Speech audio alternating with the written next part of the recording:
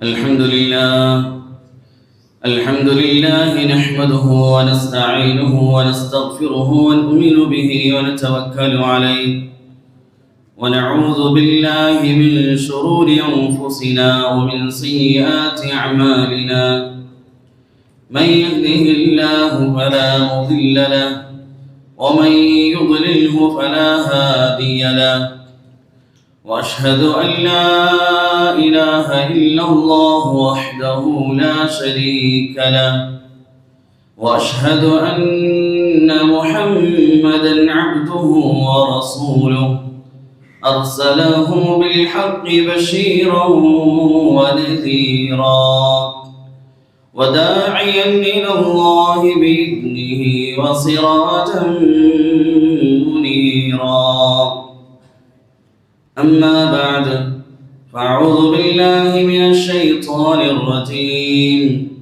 بسم الله الرحمن الرحيم.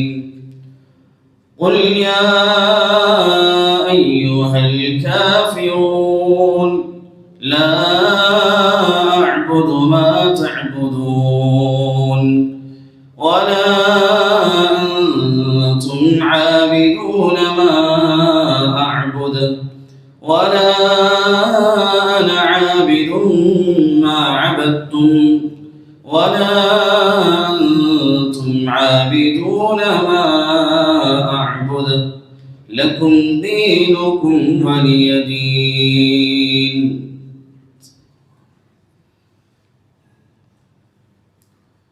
അല്ലാഹു സുബ്ഹാനഹു വ തആല നമ്മുടെ ജീവിതത്തിൽ വന്നുപോയ മുഴുവൻ പാപങ്ങളും പുറത്തു നിന്ന് അനുഗ്രഹിക്കുമാറാകട്ടെ. ബാക്കിയുള്ള ജീവിതം അള്ളാഹുവിനെ തൃപ്തിപ്പെടുത്തി ജീവിക്കുവാനും മരണപ്പെടുമ്പോൾ പരിശുദ്ധ കലിമ ചൊല്ലി മരണപ്പെടുവാനും അള്ളാഹു തൗഫീഖ് നൽകി അനുഗ്രഹിക്കുമാറാകട്ടെ. ബഹുമാനമുള്ള മുഅ്മിനീങ്ങളെ, സഹോദരന്മാരെ, പരിശുദ്ധ ഖുർആനുമായി ഒരു മുസ്ലിമിന് എപ്പോഴും ബന്ധമുണ്ടായിരിക്കേണ്ടതാണ്. പരിശുദ്ധ ഖുർആനിലെ എല്ലാ സൂറത്തുകളുമായുള്ള ബന്ധം എപ്പോഴും ഉണ്ടായിരിക്കേണ്ടതാണ്. എന്നാൽ പരിശുദ്ധ ഖുർആനിലെ ചില സൂറത്തുകൾ അതുമായി ഒരു മുസ്ലിമിന് നിത്യേന ബന്ധമുണ്ടായിരിക്കണം. സല്ലല്ലാഹു അലൈഹി വസല്ലമയുടെ ജീവിതം നാം പഠിച്ചാൽ തങ്ങളുടെ ജീവിതം ഖുർആനുമായി ബന്ധപ്പെട്ടതായിരുന്നു. എന്നാൽ ചില സൂറത്തുകൾ അതുമായി തങ്ങൾക്ക് നിത്യേന വലിയ ബന്ധമുണ്ടായിരുന്നു.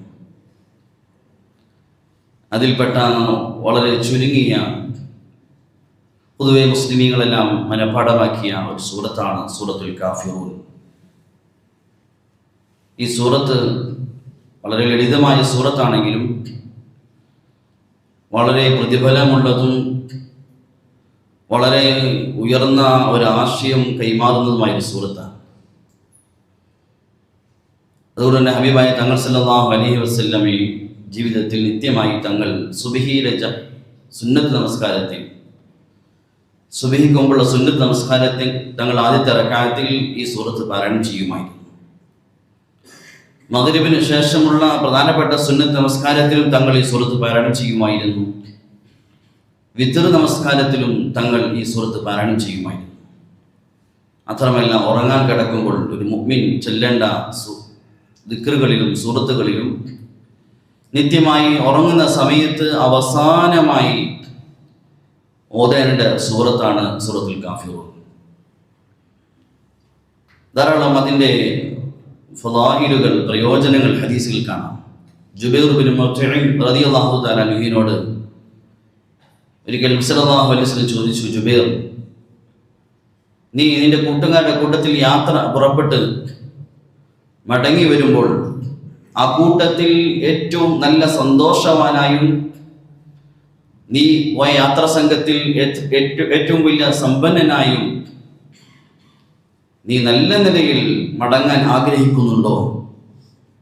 അദ്ദേഹം പറഞ്ഞു, അതേ നബിയെ, ഞാൻ ആഗ്രഹിക്കുന്നു. തങ്ങൾ സല്ലല്ലാഹു അലൈഹി വസല്ലം ഒരു അമൽ പഠിപ്പിച്ചു കൊടുത്തു. നീ യാത്ര പുറപ്പെടുമ്പോൾ 5 സൂറത്തുകൾ പാരായണം ചെയ്യണം. ഖുൽ യാ അയ്യുഹൽ കാഫിറൂൻ, ഇദാ ജാഅ നസ്റുല്ലാഹ്, ഖുൽ ഹുവല്ലാഹു അഹദ്, ഖുൽ അഊദു ബിറബ്ബിൽ ഫലഖ്, ഖുൽ അഊദു ബിറബ്ബിൻ നാസ്. ഈ 5 സൂറത്തുകൾ ബിസ്മി ചൊല്ലി നീ പാരായണം ചെയ്യണം. ഈ 5 സൂറത്ത് ഓതിക്കഴിഞ്ഞാൽ വീണ്ടും ബിസ്മില്ലാഹിർ റഹ്മാനിർ റഹീം എന്ന് ഓതി നീ അത് അവസാനിപ്പിക്കണം. ജുബൈർ റളിയല്ലാഹു തആല പറയുന്നു, തങ്ങൾ സല്ലല്ലാഹു അലൈഹി വസല്ലമയിൽ നിന്നും ഈ അമല് ഞാൻ കേട്ട ശേഷം ജീവിതത്തിൽ പതിവാക്കി. എപ്പോൾ ഞാൻ യാത്ര പുറപ്പെട്ടാലും, കച്ചവട ആവശ്യങ്ങൾക്കും മറ്റും യാത്ര പുറപ്പെട്ടാൽ ഈ അമല് ഞാൻ ചെയ്യുമായിരുന്നു. അതുകൊണ്ട് തന്നെ അദ്ദേഹം പറയുന്നു, അല്ലാഹുവിൽ സത്യമായി മുൻപ് എൻ്റെ അവസ്ഥ ആ സംഘത്തിൽ ഞാനായിരുന്നു ഏറ്റവും സൗകര്യങ്ങൾ കുറഞ്ഞ വ്യക്തി. എന്നാൽ ഈ അമല് ഞാൻ ജീവിതത്തിൽ പതിവാക്കിയപ്പോൾ പിന്നെ എപ്പോൾ മടങ്ങിയാലും യാത്രാ സംഘത്തിൽ ഞാനായിരുന്നു ഏറ്റവും സന്തോഷവാനായി മടങ്ങിയിരുന്നത്. തങ്ങൾ യാത്രയിൽ പാരായണം ചെയ്യാൻ പറഞ്ഞൊരു സൂറത്താണ്. അലി റളിയല്ലാഹു അൻഹു പറയുന്നു, ഒരിക്കൽ തങ്ങളെ തേള് കടിച്ചു. തങ്ങൾ ഉപ്പും വെള്ളവും കലർത്തി ആ തേള് കടിച്ച ഭാഗം തങ്ങൾ ഒഴിച്ചു. കൂട്ടത്തിൽ തങ്ങൾ സൂറത്തുൽ കാഫിറൂനും സൂറത്തുൽ ഫലഖും സൂറത്തുൽ നാസും എല്ലാം പാരായണം ചെയ്യുന്നുണ്ടായിരുന്നു. അലി റളിയല്ലാഹു പറയുന്നു, തഅദീറു റുബഉൽ ഖുർആൻ, ഈ സൂറത്ത് ഖുർആന്റെ 4 തുല്യമായ സൂറത്താണ്. എന്തുകൊണ്ടാണ് ഈ സൂറത്തിന് ഇത്രയും മഹത്വവും ശ്രേഷ്ഠതയും പ്രയോജനവുമില്ല? അതിൽ അല്ലാഹു തആല കൊണ്ടുവന്നിരിക്കുന്ന ആശയം അത് തൗഹീദിന്റെ ആശയമാണ്. ഒരു മുസ്ലിമിന്റെ, ഒരു മുഅ്മിനിന്റെ ഹൃദയത്തിൽ എപ്പോഴും ഉണ്ടാകേണ്ട ഒരു ആശയമാണ്. അല്പം പോലും കലർപ്പില്ലാതെ, അല്പം പോലും കളങ്കം വരാതെ ഉറച്ച തൗഹീദ് അതൊരു മുഅ്മിന്റെ ഹൃദയത്തിൽ ഉണ്ടാകാനാണ് ഈ സൂറത്ത് പ്രേരിപ്പിക്കുന്നത്. ഒരു നിലയിലും മറ്റിതര ശിർക്കിനോടോ കുഫ്രിനോടോ മറ്റിതര ആരാധനകളോടോ മറ്റിതര ആഘോഷങ്ങളോടോ പങ്കുചേരാത്ത നിലയിൽ പൂർണ്ണമായി അള്ളാഹുവിലേക്ക് മാത്രമുള്ള ഒരു ഹൃദയത്തിന്റെ ഉടമയാകാൻ ഈ സൂറത്ത് നമ്മൾ പ്രേരിപ്പിക്കുകയാണ്. ഈ സൂറത്ത് ഇറങ്ങാനുള്ള കാരണത്തെക്കുറിച്ച്, അതിൻ്റെ സബബുൻ നുസൂൽ, ഇതെന്ത് കാരണത്തിന്റെ പേരിൽ എന്ത് സംഭവവുമായി ബന്ധപ്പെട്ടു എന്ന് ഇറങ്ങിയതാണ് എന്ന് പഠിച്ചാൽ മനസ്സിലാകും ഈ സൂറത്ത് നമുക്ക് നൽകുന്ന ഗൗരവമുള്ള സന്ദേശം എന്താണ്.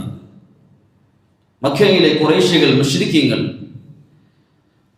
അതിലെ നേതാക്കന്മാർ As bin Wail, Walid bin Mughira, Aswad bin Abdul Muthalib 3 പേര് നബി തങ്ങളുടെ അടുക്കൽ വന്നു.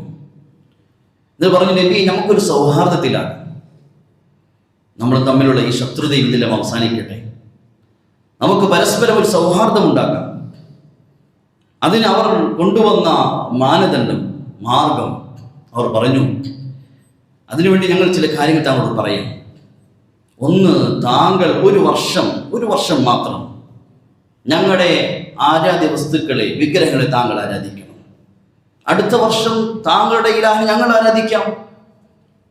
ഞങ്ങൾ ഏതൊരു അള്ളാഹുവിലേക്കാണ് ക്ഷണിക്കുന്നത്, അള്ളാഹുവിനെ ഞങ്ങൾ ആരാധിക്കാം. സല്ലല്ലാഹു അലൈഹി വസല്ലം പറഞ്ഞു, ഇല്ല, നടക്കുകയില്ല. ശിർക്ക് ചെയ്തുകൊണ്ട് ഒരിക്കലും അതൊരു സൗഹാർദ്ദമില്ല, അള്ളാഹു വെറുക്കുന്ന കാര്യമാണ്. പിന്നെ അവർ പറഞ്ഞു, എങ്കിൽ നിങ്ങൾ ഞങ്ങൾ ആരാധിക്കുന്ന ഈ വിഗ്രഹങ്ങളെയും ശിർക്കിനെയും തിന്മ നിങ്ങൾ ഒരിക്കലും ആക്ഷേപിക്കരുത്. നിങ്ങൾ സ്വന്തമായി ഹറമിൽ വന്ന് ഇബാദത്ത് ചെയ്തുകൊള്ളി. വേണമെങ്കിൽ നിങ്ങൾക്ക് അതിന് പകരമായി ഈ മക്കയിലെ ഏറ്റവും വലിയ സമ്പന്നനാക്കാം. ഇല്ലെങ്കിൽ നിങ്ങൾ ആഗ്രഹിക്കുന്നെങ്കിൽ ഇവിടുത്തെ ഏറ്റവും സുന്ദരിയായ സ്ത്രീകൾ വിവാഹം കഴിച്ചു തരാം.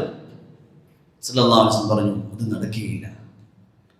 അള്ളാഹുവിന്റെ പരിശുദ്ധമായ ഖുർആൻ ഇറങ്ങുന്ന സമയമാണ്. അള്ളാഹു ശക്തമായി ഷിർക്കിനെതിരെയുള്ള ആയത്തുകൾ ഇറക്കുന്ന സമയമാണ്. മൂന്നാമതവർ പറഞ്ഞു, എങ്കിൽ നിങ്ങൾ ഹറമിൽ വന്ന് നിങ്ങളുടെ ഇബാദത്തെല്ലാം ചെയ്തുകൊള്ളിൻ, അള്ളാഹുവിന് വേണ്ടി മാത്രം ഇബാദത്ത് ചെയ്തുകൊള്ളിൻ. പക്ഷേ നിങ്ങളൊന്ന് മടങ്ങിപ്പോകുമ്പോൾ ഞങ്ങളുടെ വിഗ്രഹങ്ങളൊന്ന് കൈവച്ചിട്ട് പോയാൽ മതി, നിങ്ങളൊന്നും ചെയ്യേണ്ടതില്ല, ഞങ്ങളുടെ വിഗ്രഹങ്ങളെ ആരാധിക്കുകയൊന്നും ചെയ്യേണ്ടതില്ല. നിങ്ങളുടെ ഇബാദത്ത് അള്ളാഹുവിന് വേണ്ടി ചെയ്തുകൊള്ളിൻ, അക്കൂട്ടത്തിൽ ഒന്ന് ഞങ്ങളുടെ വിഗ്രഹത്തിൽ കൈവച്ചിട്ട് പോയാൽ മതി. ഈ സമയത്താണ് അല്ലാഹു തആല മലക്ക് ജിബ്രീൽ അലൈഹിസ്സലാത്തു വസ്സലാമിനെ ഇറക്കി ഈ സൂറത്തിനെ ഒതുക്കിൽപ്പിച്ചു. നബി അവരോട് പറയും, സല്ലല്ലാഹു അലൈഹി വസല്ലം, ഈ സൂറത്ത് ഇറങ്ങിയപ്പോൾ ഹറമിലേക്ക് പുറപ്പെട്ടു. ഖുറൈശികളുടെ നേതാക്കന്മാർ ഇരിക്കുന്ന സദസ്സിൽ പോയി തങ്ങൾ ശബ്ദത്തിൽ അള്ളാഹുവിന്റെ പരിശുദ്ധമായ സൂറത്തിനെ ഖുൽ യാ അയ്യുഹൽ കാഫിറൂൻ, അല്ലാഹു തആലയുടെ വിളി, യാ അയ്യുഹൽ കാഫിറൂൻ, സത്യനിഷേധികളെ, സത്യം അറിഞ്ഞിട്ടും മറച്ചു വെക്കുന്നവരെ അല്ലാഹു തആല പ്രയോഗിക്കുകയാണ്.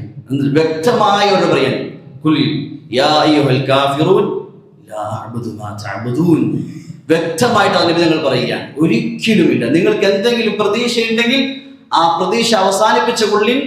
ഒരിക്കലും നിങ്ങൾ ആരാധിക്കുന്ന ഈ ശിർക്കായ ഈ പ്രവൃത്തിക്ക് ഞാൻ ഉണ്ടാവുകയില്ല. അത് നിങ്ങൾ സൗഹാർദ്ദമായിട്ടോ എന്തായിട്ട് കണക്കാക്കിയാലും ശരി, എന്നെ കിട്ടുകയില്ല. വിശുദ്ധ ഖുർആനിൽ ആ സൂറത്ത് പഠിച്ചാൽ മനസ്സിലാകും. ആവർത്തിച്ച് ഒരേ കാര്യം തന്നെ പറയുക, വേറൊന്നും പറയാം, ഒന്ന് തന്നെ ഒരേ കാര്യം തന്നെ ആവർത്തിച്ച് പറയാൻ. അഥവാ അവരുടെ ഉള്ളിലുള്ള പ്രതീക്ഷയെ മുഴുവൻ മുറിച്ച് ശിർക്കിന്റെ വിഷയത്തിൽ ഈ നബിയിൽ നിങ്ങൾ ഒന്നും പ്രതീക്ഷിക്കേണ്ട, ഒരു സൗഹാർദ്ദം നിങ്ങൾ പ്രതീക്ഷിക്കേണ്ട, അതുണ്ടാവുകയില്ല എന്ന് വ്യക്തമായിട്ട് പറയുകയാണ്. അവസാനം ലക്കും ദീനുക്കും വലിയ ദീൻ, നിങ്ങൾ ചെയ്യുന്ന ശിർക്കിന്റെ പകരം അത് നിങ്ങൾക്ക് ലഭിക്കും. വലിയ ദീൻ, ഞാൻ ചെയ്യുന്ന ഈ നന്മകൾക്ക്, ഈ ദീനിന് പകരം അള്ളാഹു എനിക്ക് നലാഹത്ത് നൽകുകയും ചെയ്യും. ഈ ആയത്ത് പലപ്പോഴും തെറ്റിദ്ധരിക്കപ്പെടുന്ന ആയത്താണ്. പലപ്പോഴും ഈ ആയത്ത് മുസ്ലിമീങ്ങൾ പ്രസംഗിക്കുന്നത് മതത്തിന്റെ വിഷയത്തിൽ സൗഹാർദ്ദം കാണിക്കാൻ വേണ്ടിയാണ്. സത്യത്തിൽ അതല്ല ഈ ആയത്ത് ഉദ്ദേശിക്കുന്നത്. ശിർക്കിയായ വിഷയങ്ങളിൽ, കുഫ്രിന്റെ വിഷയത്തിൽ ഒരു മുസ്ലിം ഒരിക്കലും ഒരു സൗഹാർദ്ദവുമില്ല, ഒരിക്കലും ഒന്നും പങ്കുചേരുകയില്ല. ഇതൊരു മുസ്ലിമിന്റെ നിലപാടാണ്. ഈ സൂറത്ത് വളരെ വ്യക്തമായി നമ്മൾ അവതരിപ്പിക്കുക. ഈ സൂറത്ത് നൽകുന്ന സന്ദേശം തന്നെയാണ്, വിശുദ്ധ ഖുർആന്റെ വ്യക്തമായ സന്ദേശമാണ്.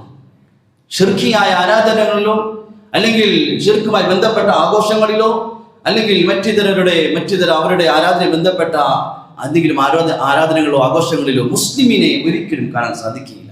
ഇത് മുസ്ലിമിന്റെ നിലപാടാണ്. ഇത് ആരോടാണ് പറയുന്നത്? മുസ്ലിമായി ജീവിച്ച് മുസ്ലിമായി മരിക്കാൻ ആഗ്രഹിക്കുന്നവരോട്, ഇസ്ലാം എന്ന നിഅമത്തിനെ നിഅമത്തായി മനസ്സിലാക്കുന്നവരോട്, എനിക്ക് അല്ലാഹു നൽകിയ നിഅമത്തിൽ ഏറ്റവും വലുത് ഇസ്ലാമാണ്, അതൊരിക്കലും ഞാൻ കൈവിടുകയില്ല എന്ന് ആഗ്രഹിക്കുന്നവരോട് പറയുന്ന സന്ദേശമാണ്. എങ്ങനെയെങ്കിലും ജീവിച്ച് എങ്ങനെയെങ്കിലും മരിക്കാൻ ആഗ്രഹിക്കുന്നവരല്ല. എനിക്ക് മുസ്ലിമായി ജീവിച്ച് മുസ്ലിമായി മരിക്കണം, എനിക്ക് അല്ലാഹു നൽകിയ നിഅമത്താണ് ഇസ്ലാം, അത് നഷ്ടപ്പെട്ടു പോകരുത് എന്ന് ആഗ്രഹിക്കുന്ന മുസ്ലിമീങ്ങളോട് നൽകുന്ന ഖുർആന്റെ സന്ദേശമാണ്.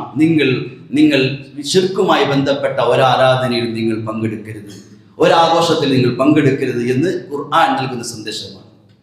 വളരെ ശക്തമായ ഖുർആന്റെ പ്രയോഗമാണ്. അള്ളാഹു നമ്മളിൽ നിന്ന് ആഗ്രഹിക്കുന്നതാണ്, ഒരു മുഅ്മിൻ ചിന്തിക്കുന്നതാണ്. എൻ്റെ റബ്ബും എൻ്റെ ഹബീബായ തങ്ങളും, എൻ്റെ കരളിൻ്റെ കഷ്ടമായ ഹബീബായ തങ്ങളും എന്നിൽ എന്താണ് ആഗ്രഹിക്കുന്നത്? ഇതാണ് ഒരു മുസ്ലിം ചിന്തിക്കുന്നത്. ജനങ്ങൾ എന്താ ആഗ്രഹിക്കുന്നു, സമൂഹം എന്താ ആഗ്രഹിക്കുന്നു, മറ്റുള്ളവർ എന്താ ആഗ്രഹിക്കുന്നു, ഇതല്ല ഒരു മുസ്ലിം നോക്കുന്നത്. മുസ്ലിം നോക്കുന്നത് എൻ്റെ അള്ളാഹുവിൽ നിന്ന് ആഗ്രഹിക്കുന്നു, എൻ്റെ ഹബീബായ തങ്ങൾ എന്താണ് എന്നിൽ നിന്ന് ആഗ്രഹിക്കുന്നത്, ഇതാണ് ഒരു മുസ്ലിം നോക്കുന്നത്.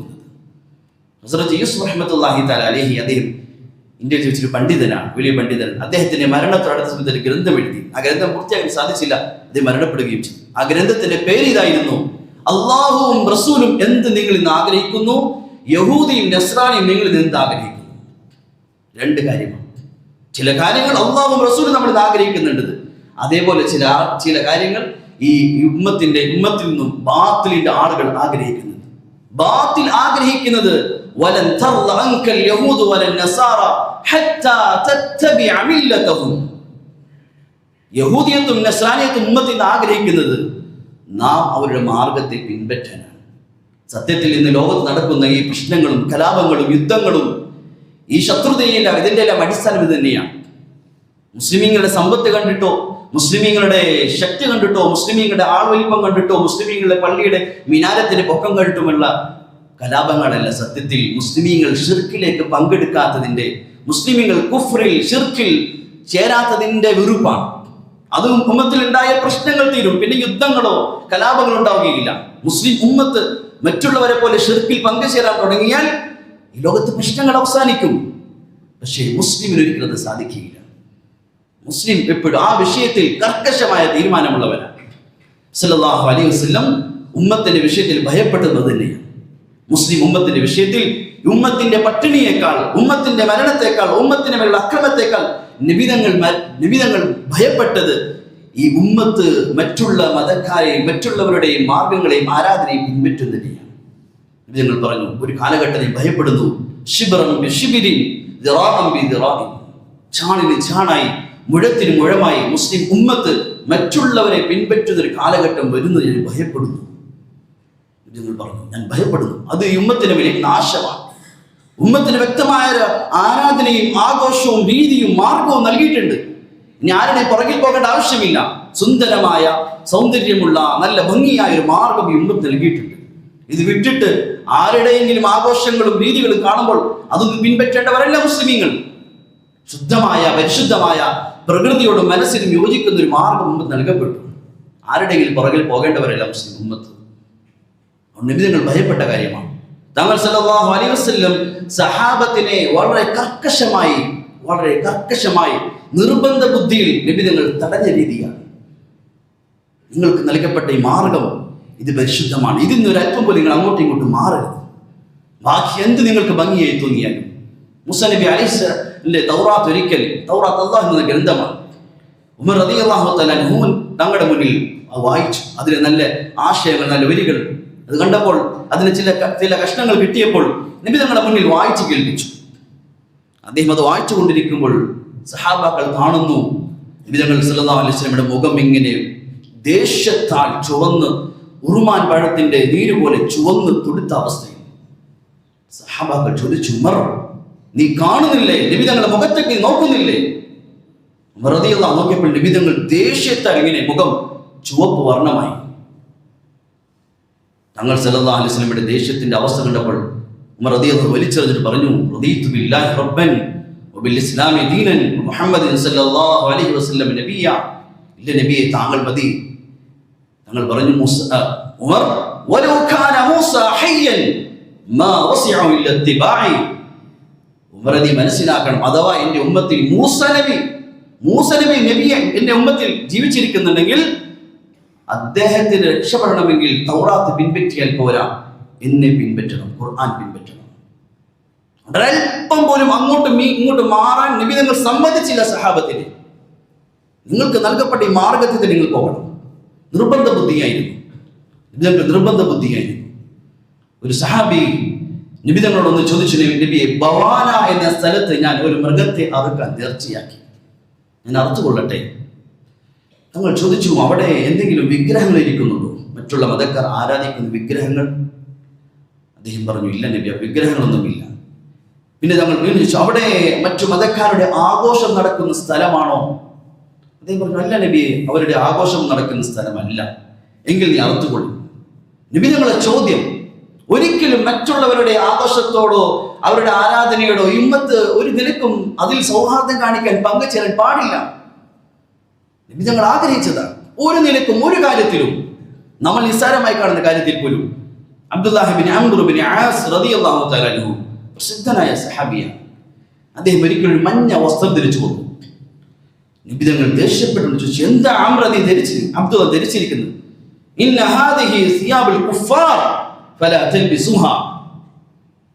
അബ്ദുള്ള, ഇത് സത്യനിഷേധികൾ ധരിക്കുന്ന വസ്ത്രമാണ്. മുസ്ലിമിന്റെ വസ്ത്രത്തിലും എല്ലാത്തിലും മാതൃകയുണ്ട്, നീ ഒഴിവാക്കി. ശൈത്താൻ നമ്മളെ പറ്റിച്ചിരിക്കുകയാണ്. ദീൻ ഒരുപാട് ഓവറാവേണ്ട ആവശ്യമില്ല. ദീൻ ഉള്ളിലുണ്ടായാൽ പോരെ, എന്ത് ധരിച്ചാലും എന്താ, എന്തെങ്കിലുമൊക്കെ ധരിച്ചാലും എന്താ, ഉള്ളിലുണ്ടായാൽ പോരെ. വിശ്വാസമെല്ലാം ദീനുമെല്ലാം ഉള്ളിലല്ലേ. എല്ലാവരും എന്തെങ്കിലും ജനങ്ങൾ എന്തെല്ലാം വിചാരിക്കും, നമ്മൾ അവർ കൂട്ടത്തിൽ കൂടിയില്ലെങ്കിൽ ഇത് വിചാരിക്കും. ഒരുപാട് അള്ളാഹു നൽകിയിരിക്കുന്ന ദീൻ ഇത് പരിശുദ്ധമാണ്, ഇതിൽ കലർപ്പുണ്ടാക്കാൻ പാടില്ല. ഉലമാക്കൾ ഇതിന്റെ വസ്ത്രം അതിനെ ഉണ്ടാക്കിയതിന് ലക്ഷ്യമുണ്ട്, ഓരോ വസ്ത്രവും. അതുകൊണ്ട് അത് ധരിക്കുന്നവരിൽ അതിന്റെ പ്രതിഫലനങ്ങൾ കാണാൻ സാധിക്കും. അതുകൊണ്ട് തങ്ങൾ സല്ലല്ലാഹു അലൈഹി വസല്ലം ചില സഹാബാക്കളെ, അബ്ദുല്ലാഹി ബിൻ അംർ റളിയല്ലാഹു പറയുന്നു, ഞാൻ ഒരു ഇളം ചുവപ്പ് വസ്ത്രം ധരിച്ചുകൊണ്ട് നബി തങ്ങളുടെ സദസ്സിൽ വന്നു. അതിന്റെ മേൽമുണ്ടായി ധരിച്ചുകൊണ്ട് നബി തങ്ങൾ ദേഷ്യപ്പെട്ടു കണ്ടപ്പോൾ ഞാൻ അത് കൊണ്ടുപോയി വീട്ടിൽ കൊണ്ടുപോയി ഞാൻ അടുപ്പിലിടുകയുണ്ടായി. റാഫി റളിയല്ലാഹു പറയുന്നു, ഒരിക്കലൊരു യാത്രയിൽ ഞങ്ങളുടെ ഒട്ടകത്തിന്റെ പുറത്ത് ഒരു കട്ടി ചുവപ്പ് വരെയുള്ള വസ്ത്രം ഞങ്ങൾ വിരിച്ചിരുന്നു. നബി തങ്ങൾ അത് കണ്ടപ്പോൾ ദേഷ്യപ്പെട്ടുകൊണ്ട് ചോദിച്ചു, ചുവപ്പ് നിങ്ങളിൽ കൗതുകമുണ്ടാക്കുന്നുവല്ലോ. ഇങ്ങനെ പലപ്പോഴും സത്യനിഷേധികളുടെ വസ്ത്രത്തോട് സാദൃശ്യമുള്ള വസ്ത്രം നബി തങ്ങൾ തടഞ്ഞു. അത് നിസ്സാരമായി വസ്ത്രമല്ലേ അല്ലെങ്കിൽ ഒട്ടകത്തിൽ വിരിച്ചിരിക്കുന്നതല്ലേ എന്ന് പറഞ്ഞ് വിടുകയോ നിസാരമാക്കുകയല്ലേ ചെയ്ത് നബി തങ്ങൾ അതും തടഞ്ഞു. കാരണം ഉമ്മത്തിന് മുസ്ലിമീങ്ങൾക്ക് നല്ല സുന്ദരമായൊരു മാർഗം നൽകിയിട്ടുണ്ട്. നീ മറ്റവിടെ നിന്ന് കടമെടുക്കേണ്ട ആവശ്യമില്ല, ഈ നൽകിയ മാർഗത്തുള്ള നന്ദികേടാണ്, അള്ളാഹു നൽകിയ പരിശുദ്ധമായ ഇസ്ലാമുള്ള നന്ദികേടാണ് മറ്റുള്ള ആരുടെ ആഘോഷങ്ങളിലും ആരാധനകളിലും ഉമ്മത്ത് പങ്കുചേരുക. ഈ പറഞ്ഞതിന്റെ എല്ലാം അർത്ഥം നാം ഒരു ഭീകര ജീവിയെ പോലെ ഒറ്റപ്പെട്ട് ജീവിക്കണമെന്നുമല്ല. അതിലും ഇസ്ലാം മാതൃകയുണ്ട്, അതിലും ഹബീബായ തങ്ങൾ മാതൃകയുണ്ട്. മറ്റുള്ള അവരുടെ ആരാധനയിലോ ആകാശത്തിലോ പങ്കുചേരാൻ പാടില്ല എന്ന് പറയുമ്പോൾ അതിന്റെ അർത്ഥം മുസ്ലിമീങ്ങൾ ഒരു ഭീകര ജീവിയെ പോലെ ആരോടും സൗഹാർദ്ദമില്ലാതെ കടുപ്പത്തോടെ ജീവിക്കണമെന്നുമില്ല. മുസ്ലിമീങ്ങൾ തന്നെയാണ് ഇതുവരെ ഇസ്ലാമിന്റെ ചരിത്രം പഠിച്ചാൽ ഏറ്റവും നല്ല സുന്ദരമായി സൗഹാർദ്ദത്തോടെ മനുഷ്യർക്ക് ഉപകാരം ജീവിച്ച ചരിത്രം മുസ്ലിമീങ്ങൾ തന്നെയാണ്. അതാണ് ഖുർആൻ പഠിപ്പിക്കുന്നത്, അതാണ് ഹബീബായ തങ്ങളുടെ മാതൃകയുള്ളത്.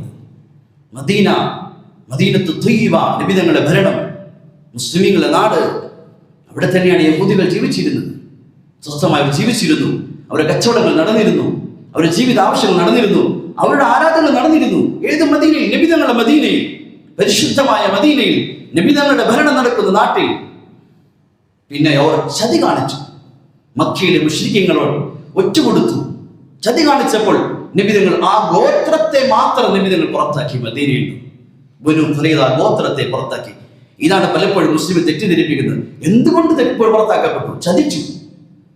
എന്നാൽ അതേസമയം അവരെ പുറത്താക്കപ്പെട്ടപ്പോഴും ബാക്കി യഹൂദികൾ മദീനയിലുണ്ട്. അതുകൊണ്ടാണ് നബി തങ്ങളുടെ വഫാത്തിന്റെ സമയം നബി തങ്ങൾ തങ്ങളുടെ പടയങ്കി കൊടുത്ത് നബി തങ്ങൾ മാവ് കടം വാങ്ങിച്ചത്. ആയിഷ റളിയല്ലാഹു അൻഹ പറയുന്നുണ്ട്, നബി തങ്ങൾ മരിക്കുന്ന തലേന്ന് രാത്രി വിളക്ക് കത്തിക്കാൻ എണ്ണയില്ലാത്തതിന്റെ പേരിൽ ഒരു യഹൂദിയുടെ വീട്ടിൽ നിന്നും തങ്ങൾ എണ്ണ കടം വാങ്ങിച്ചത്.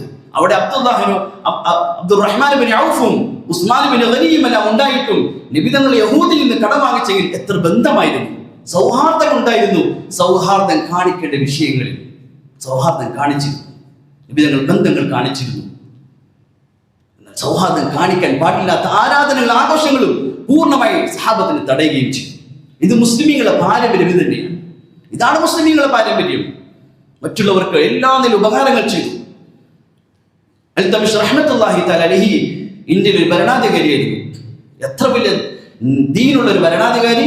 40 വർഷത്തിൽ ഒരിക്കൽ പോലും സുബഹിയുടെ ജമാഅത്ത് നഷ്ടപ്പെട്ടിട്ടില്ല. അങ്ങനത്തെ ഒരു ഭരണാധികാരി ഈ രാജ്യം ഭരിച്ചിട്ടുണ്ട്. പക്ഷേ മറ്റുള്ളവരുടെ മേൽ ഒരക്രമവും കാണിച്ചിട്ടില്ല. ഔറംഗസീബ് റഹ്മത്തുള്ളാഹി തആല അലൈഹി ഇന്ത്യയുടെ ഭരണാധികാരിയായിരുന്നു. എത്ര ദീനുള്ള ഭരണാധികാരിയായിരുന്നു. അദ്ദേഹം സ്വന്തം തൊപ്പി തുന്നിയാണ് അദ്ദേഹം ജീവിതമാർഗം കണ്ടെത്തിയത്. അദ്ദേഹം ഫതാവ ആലംഗീർ പ്രസിദ്ധമായ ഗ്രന്ഥമാണ്, വലിയൊരു മഹാനാണ്. പക്ഷേ അദ്ദേഹം മറ്റുള്ളവരോട് അവരുടെ ആവശ്യങ്ങൾ പൂർത്തീകരിച്ചു. സൗഹാർദ്ദങ്ങൾ കാണിക്കേണ്ട വിഷയത്തിൽ സൗഹാർദ്ദം കാണിച്ചു. ചരിത്ര ഗ്രന്ഥങ്ങളിൽ കാണാം, ഒരു അവിശ്വാസിയായ ആളുമായി ഔറംഗസീബ് റഹ്മത്തുള്ളാഹി തആല അലൈഹി യുദ്ധം നടക്കുമ്പോൾ യുദ്ധത്തിൽ മറുഭാഗത്ത് നിൽക്കുന്ന അവിശ്വാസിയായ ആളുടെ സൈന്യത്തിന്റെ ഭക്ഷണം തീർന്നുപോയി. ഇനി യുദ്ധം ചെയ്യാൻ പറ്റാത്ത അവസ്ഥയിലായി. അദ്ദേഹം തന്റെ അമ്മയോട് പോയി ചോദിച്ചു, എന്ത് ചെയ്യും? ഭക്ഷണം തീർന്നു, ഇനി അങ്ങോട്ട് പോകാൻ യുദ്ധം ചെയ്യാൻ പറ്റുകയില്ല, സൈന്യം ക്ഷീണിച്ച അവസ്ഥയിലാണ്. അവിശ്വാസിയായ അദ്ദേഹത്തിന്റെ അമ്മ പറഞ്ഞു, നീ ഈ കാര്യം പോയി ഔറംഗസീബിനോട് ആലോചിക്കും, പരിഹാരമുണ്ടാകും. അദ്ദേഹത്തോട് ആലോചിച്ചു. അദ്ദേഹത്തോട് പോയി ആലോചിക്കും. ഉറപ്പായിരുന്നു ഔറംഗസീബ് മുസ്ലിമാണ്, മുഅ്മിനാണ്, ചതിക്കുകയില്ല, വഞ്ചന കാണിക്കില്ല, അക്രമം കാണിക്കുകയില്ല. ഇസ്ലാം സൗഹാർദ്ദം കാണിക്കേണ്ട വിഷയത്തിൽ ഏറ്റവും മുന്നിലാണ്. ഹുദൈബിയ സന്ധി, സല്ലല്ലാഹു അലൈഹി വസല്ലം ശത്രുക്കളുമായി നടന്ന ഹുദൈബിയ സന്ധി, നുബുവത്തിന്റെ 19-ാം വർഷം. നബി തങ്ങൾ 13 വർഷം മക്കയിൽ, പിന്നെ ഹിജ്റ 6-ാം വർഷം മദീനയിൽ ഹുദൈബിയ സന്ധി നടക്കുന്നു. അന്ന് മുസ്ലിമീങ്ങളുടെ എണ്ണം 1500 പേരാണ്. ഹുദൈബിയ സന്ധിയുടെ സമയം. ഹുദൈബിയ സന്ധിക്ക് ശേഷം മക്കയിലെ മുശ്രിക്കീങ്ങൾ അവർക്ക് ഷാമിലേക്ക് പോകാൻ, സിറിയയിലേക്ക് പോകാൻ വഴി മധ്യേ മദീനയിൽ വരും. മദീനയിൽ മുശ്രിക്കീങ്ങളുടെ കുടുംബക്കാർ മുസ്ലിമീങ്ങൾ മദീനയിലുണ്ട്. അതുകൊണ്ട് മദീനയിൽ വരും. മദീനയിൽ വരുമ്പോൾ എവിടെ താമസിക്കും? മുസ്ലിമീങ്ങളായ കുടുംബക്കാരെ വീടുകളിൽ താമസിക്കും. ഭക്ഷിപ്പിക്കും. ബന്ധങ്ങൾ, സൗഹാർദ്ദങ്ങൾ, ബന്ധങ്ങൾ. അങ്ങനെ ആ ബന്ധങ്ങളിലൂടെ, മുസ്ലിമീങ്ങൾ ചെയ്ത ഉപകാരങ്ങളിലൂടെ, മുസ്ലിമീങ്ങളുമായി ഇടപഴകിയതിലൂടെ ജനങ്ങൾക്ക്, മുശ്രിക്കീങ്ങൾക്ക് മനസ്സിലായി ഇസ്ലാം എത്ര ഭംഗിയുള്ളതാണ്, ഇസ്ലാം എത്ര സൗഹാർദ്ദമാണ്, ഇസ്ലാം എത്ര ഉപകാരമുള്ളതാണ്.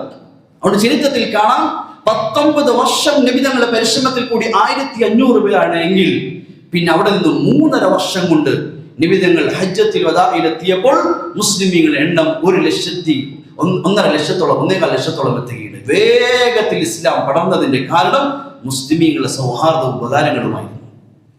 ഇസ്ലാം അതിനൊരിക്കലും തടയുന്നില്ല. എത്രയോ ചരിത്രങ്ങൾ കാണാം, ഇസ്ലാം ഒരിക്കലും തടയുന്നില്ല. ടിപ്പു സുൽത്താൻ റഹ്മത്തുള്ളാഹി തആല അലൈഹി അദ്ദേഹത്തിന്റെ ചെറുപ്പത്തിൽ ഒരു വലിയ പണ്ഡിതൻ, ഒരു വലിയ ആലിം, അദ്ദേഹത്തിന്റെ കഴിവും മികവുമെല്ലാം കണ്ടപ്പോൾ പറഞ്ഞു, നീ ഒരു രാജാവാകാനുള്ള കഴിവ് നിന്നിലുണ്ട്, നീ ഭാവിയിൽ ഒരു രാജാവാകാൻ സാധ്യതയുണ്ട്. എന്നിട്ട് അദ്ദേഹം ആ കൂട്ടത്തിൽ ഇതുകൂടി പറഞ്ഞു, അതുകൊണ്ട് നീ അന്ന് രാജാവാവുകയാണെങ്കിൽ നമ്മൾ സംസാരിച്ച ഈ സ്ഥലത്ത് എൻ്റെ ഓർമ്മയിൽ ഒരു മസ്ജിദിന്റെ ഒരു പള്ളി നിർമ്മിക്കണം.